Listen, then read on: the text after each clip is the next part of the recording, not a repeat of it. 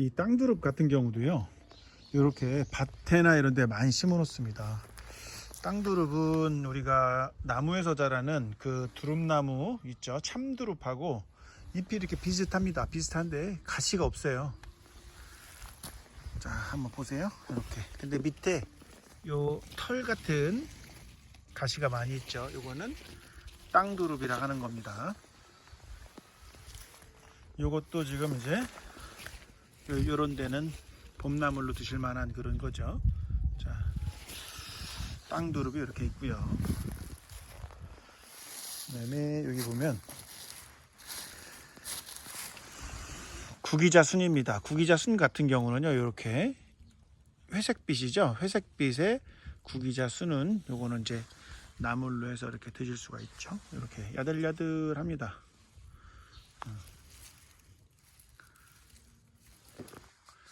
잘 보십시오. 구기자순. 네. 자, 여기 꽃이 활짝 핀 식물이 있습니다.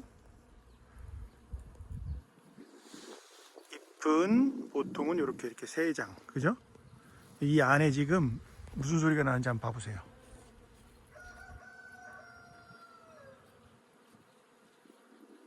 벌소리입니다. 윙윙윙윙 벌소리. 아주 꿀향기가요, 아주 어마어마합니다 지금. 자, 고추나무가 이렇게 꽃을 지금 활짝 피고 있는데요, 고추나무 이렇게 새순 있죠. 새순 같은 경우는 좋은 나물이 됩니다. 자, 오가피죠. 오가피는 이렇게 지금 찔레순 마냥 이렇게 얇게 올라오는 것들은 나물로 드시기에 충분하죠. 자, 오가피는 잎이 5장, 그죠? 이렇게 5장. 인삼하고 거의 같다라고 보시면 돼요. 자, 오가피도 이렇게 좋은 나물입니다. 지금 아직까지는요. 우산나물이요, 그죠? 꽃대를 지금 우산나물이 이렇게 커졌습니다. 그리고 꽃대를 이렇게 올리고 있습니다. 시간 참 빠르네요, 그죠? 이렇게. 자, 우산나물이 이렇게 한데 모여서 자라고 있습니다. 나오죠? 오이풀 같은 경우는 요새 이렇게 좋은 나물로 드실 수 있는 그런 풀이죠. 네. 오이풀 같은 경우는요, 순에서도 오이가 냄새가 나는데 뿌리에서 제일 많이 납니다. 그래서 오이 냄새가 난다고 해서 오이풀입니다. 자, 지금 고광나무 꽃이 활짝 폈습니다. 고광나무 같은 경우는요, 이 잎사귀를 이렇게 만져서 뜯어서 이렇게 만져보시면 오이 냄새가 납니다. 그래서 고광나무의 순이 이렇게 있어요. 고광나무 순, 요 여들여들한 요 순인데요, 요거를 잘라서 드십니다. 오이 냄새가 납니다. 그래서 오이순이라고도 하는 이름이 붙었죠. 자, 고광나무입니다. 고광나무는요, 특징이 꽃이 이렇게 끝에서 여러 개가 달립니다. 근데 맨 끝에는 보통 3개가 달립니다. 고광나무였습니다. 보고 또 봐도 알 수 있는 오가피죠. 오가피를 나물로 항상 소개시켜 드리는 이유는 뭐냐면, 향기가 아주 좋잖아요. 향기가 쌉싸름하니 좋고 채취하기도 쉽기 때문에 그렇습니다. 일반적인 오가피는 이렇게 가시가 없습니다.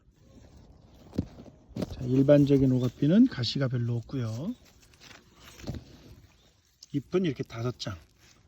5장인데 어떤 것들은 큰 나무들은 3장씩 나는 것도 있어요.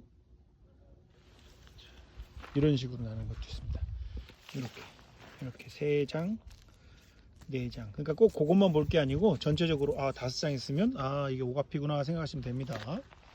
자, 오가피의 어린 순 아주 좋죠. 자, 원래는요, 이 우산나무를 어렸을 때 이렇게 조그마했을 때, 털이 많았을 때 나물로 이렇게 사용했잖아요. 이 연한 잎, 지금은 이제 줄기는 못 먹고요, 연한 잎 같은 경우는 나물로 해서 드실 수 있습니다. 연한 잎은. 그 다음에 이게 꽃대 같은 경우 지금 올라오고 있는데, 꽃대 같은 경우도 연하기 때문에 톡 꺾어서 나물로 해 드실 수는 있습니다. 자, 우산나물이요, 이제 여름이 돼가면서 이렇게 커지고 있습니다. 지금 보이는 것은 영화자라고 하는 식물입니다. 영화자는 그 초롱꽃과에 속하는 식물이죠. 꽃은 이제 여름쯤에 파랗게 피는데요, 아주 그것도 막 갈기져 가지고 예쁘죠. 자, 영화자 같은 경우는 이렇게 잎이 이렇게 거치가 많습니다. 거치가 많고 이렇게 털은 없고요. 영화자는 마찬가지로 잎을 딱 떼면 더덕이나 이런 것들처럼 이렇게 흰 유액이 나온답니다. 흰 유액이 이렇게. 자, 그걸로 확인하시면 될 것 같아요. 자, 영화자였습니다. 영화자 같은 경우도 아주 좋은 나물입니다.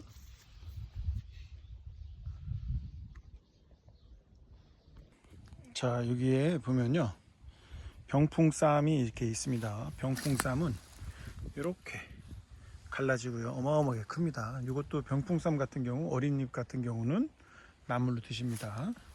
이렇게 작은 잎 같은 경우는 나물로 드실 수 있겠죠. 예. 자, 병풍쌈은요, 꽃대가 이렇게 중간에서 이렇게 올라옵니다. 이렇게. 자, 병풍쌈도 좋은 나물 중에 보기가 힘들어서 그렇지 아주 좋은, 식감이 좋은 그런 나물입니다. 전어나물이죠. 전어나물 같은 경우는 꽃이 이렇게 피죠.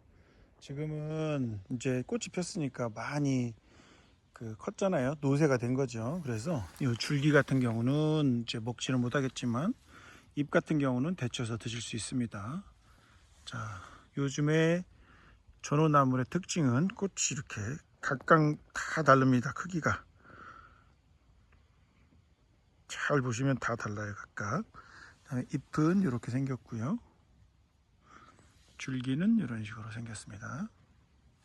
그리고 그 옆에 이제 구릿대라고 하는 게 있어요. 백지로 쓰이는 구릿대인데, 이 구릿대 같은 경우는 이 밑에가 좀 특징적입니다. 기세가 여기도 아주 좋거든요. 자, 구릿대 같은 경우도 나물로 드시면 됩니다. 구릿대도 이미지를 잘 살펴보시면 됩니다.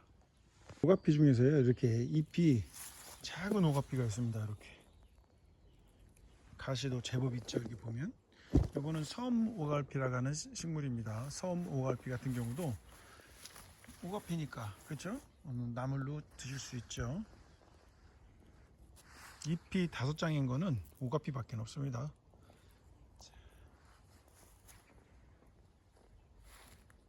자, 여기 보면은요, 자, 이렇게 꼽힌 거는 긴 병꼬풀이죠. 긴 병꼬풀은 이렇게 만져보면 정굴입니다. 덩굴. 향기가 살짝 납니다. 향기가 나고요. 이것도 phục용할 수 있고, 그 다음에 옆에 보면 이렇게, 요거는 참나무라고 많이 혼돈하는데요. 요건 파드득 나물입니다. 파드득 나물 같은 경우도 향이 있기 때문에 아주 좋습니다. 자, 파드득 나물도 한번 잘 살펴보세요. 이렇게 이런 식으로.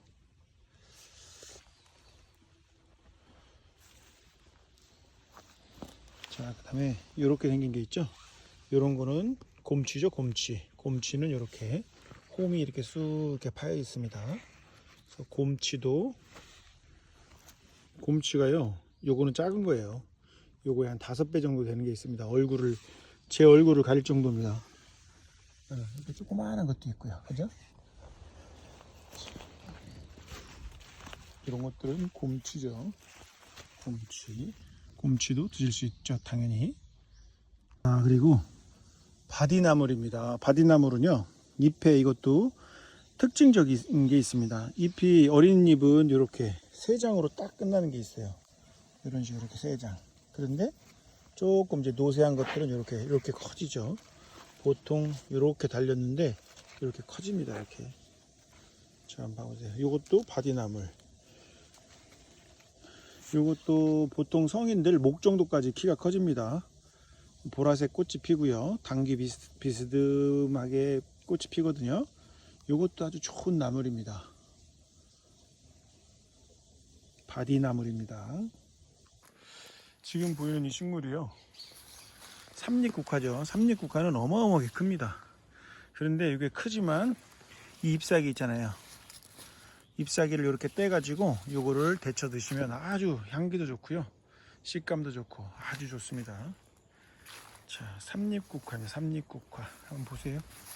이렇게 지금 여기거는 누가 분명히 따드신 거죠. 이렇게 또 나오고, 이렇게 또 나옵니다. 그래서 밭에다가 이 삼립국화는 심은 분들이 아주 많습니다. 자, 삼립국화였습니다. 지금 이렇게 산에 보면요, 작은 관목인데 이렇게 꽃이 핀 것들이 있습니다. 요거는 국수나무죠. 국수나무에 어린 새순이 있어요. 이렇게 지금 이렇게 올라오는 것들 있잖아요. 이거 이런 것들. 저 안에도 보면은요, 흰색 가지 사이에 초록색 줄기가 있죠. 이런 것들은 새순이 좋은 나물이 됩니다. 자, 등산로에 가다 보면요, 오늘 저희 동네 등산로에 왔는데 이런 식물이 있습니다. 이렇게 이렇게 이렇게 이렇게. 지금 요거는 이제 크게 자라고 있죠.